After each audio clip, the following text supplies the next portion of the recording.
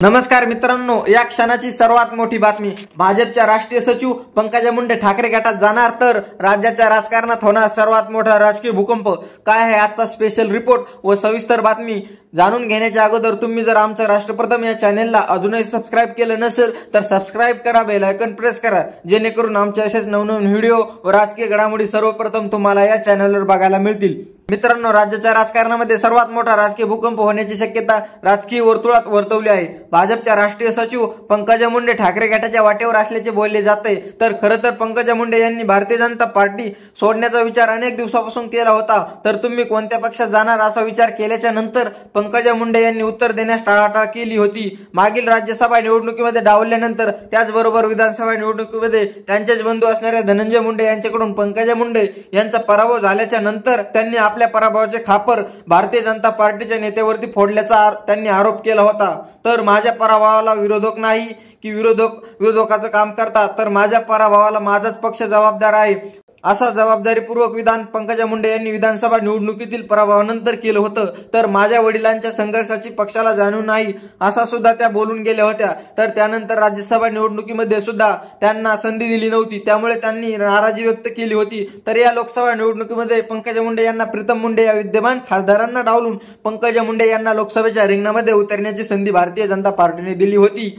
माझा विजय बीड लोकसभा मतदारसंघातून निश्चित आहे, अशा प्रकारच्या वक्तव्य पंकजा मुंडे यांनी वारंवार केलं होतं। तर धनंजय मुंडे हे अजित पवार गटात असल्याने एक मोठा विरोधक सोबत असल्यामुळे माझा विजय निश्चित आहे, असं सुद्धा पंकजा मुंडे यांनी रोखठोकपणे सांगितलं होतं। परंतु विद्यमान खासदार प्रीतम मुंडे, प्रतिस्पर्धी जुने विरोधक आणि सध्याचे महायुतीचे नेते धनंजय मुंडे जे बीडचे पालकमंत्री सुद्धा आहेत, या सगळ्याच माध्यमातून पंकजा मुंडे यांची शक्ती एकवटल्यानंतर सुद्धा पंकजा मुंडे यांना नुकत्याच पार पडलेल्या लोकसभा निवडणुकीमध्ये राष्ट्रवादी काँग्रेस शरद पवार गटाचे विद्यमान उमेदवार बजरंग बाप्पा सोनवणे यांच्याकडून 6585 मतांनी पराभव स्वीकारावा लागला आणि या निवडणुकीमध्ये पंकजा मुंडे पुन्हा एकदा मोठ्या मताधिक्याने पराभूत झाल्या।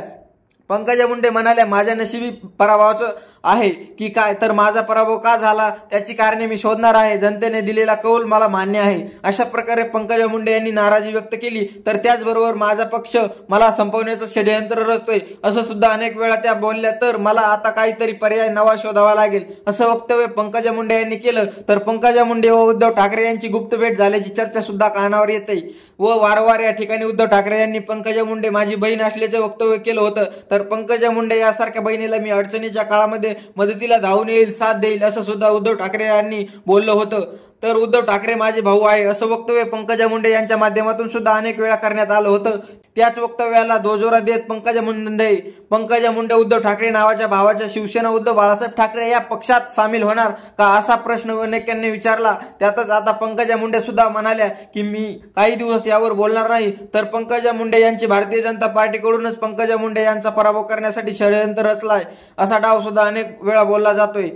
त्यातच पंकजा मुंडे यांची प्रतिस्पर्धी उमेदवार बजरंग बाप्पा सोनवणे यांची निवडणूक झाल्याच्या नंतर पंकजा मुंडे यांचे भाऊ धनंजय मुंडे भारतीय जनता पार्टीचे विधान परिषदेचे आमदार सुरेश धस यांचे सुद्धा आभार मानले व माझ्या विजयामध्ये यांचा वाटा असल्याचे बोलल्यामुळे अनेकांच्या भुवया उंचावल्या। विद्यमान पालकमंत्री धनंजय मुंडे आणि विद्यमान विधान परिषदेचे आमदार सुरेश धस यांचे आभार बजरंग बाप्पा यांनी मानून त्या ठिकाणी पंकजा मुंडे यांना सुद्धा मोठ्या चिंतेमध्ये आणून सोडले। तर पंकजा मुंडे या लवकरच भारतीय जनता पार्टीला सोडचिठ्ठी देऊन शिवसेना उद्धव बाळासाहेब ठाकरे पक्षात जाहीर पक्षप्रवेश करतील असं अनेकांनी मत मांडलंय। मित्रांनो, तुम्हाला काय वाटतं? भारतीय जनता पार्टी व देवेंद्र फडणवीस कडून पंकजा मुंडे यांना संपवण्याचा डाव रचला जातोय का? पंकजा मुंडे यांनी भाजप सोडून ठाकरे गटात जाण्याचा निर्णय घ्यावा?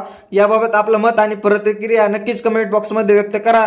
तुम्ही जर आमच्या राष्ट्रप्रथम चॅनल अजूनही सबस्क्राइब केलं नसेल चॅनलला सबस्क्राइब करा, जेणेकरून आमचे असेच नवनवीन व्हिडिओ राजकीय घडामोडी सर्वप्रथम तुम्हाला या चॅनलवर बघायला मिळतील। धन्यवाद। जय महाराष्ट्र।